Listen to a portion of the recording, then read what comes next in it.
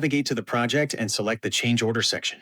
This opens a comprehensive dashboard featuring a Kanban view where you can easily track the status of your change orders through categories: draft, submitted, approved, rejected, and invoiced.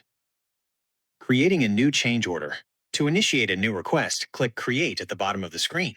In the new window, enter a descriptive name for the change order. For example, additional drywall work. Next, select the designated recipient, scope of work, and documentation.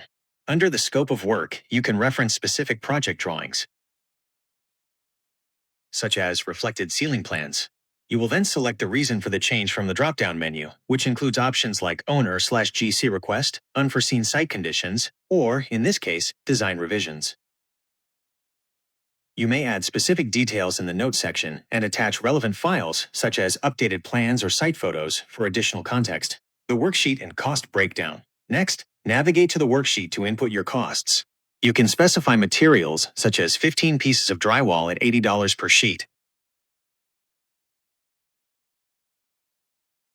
and detail labor requirements, like 15 hours of installation at $75 per hour. You can also include equipment, such as a scissor lift for 15 hours at $60 per hour, and add additional rows for specialized tasks like drywall taping. Summary and markups.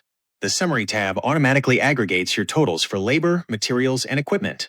Here, you can apply professional markups for profit, overhead, and custom percentages.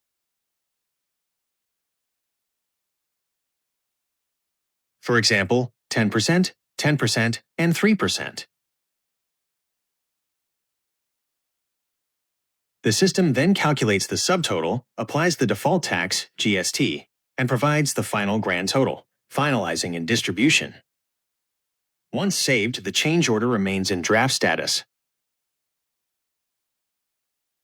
From here, you can download a PDF, adjust settings, or email the document directly to your contact from the system.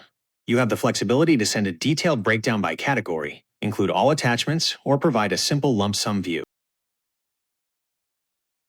The Client View, Lump Sum. The professional lump sum output features your company logo and address, project location, contract details, and the specific drawing references.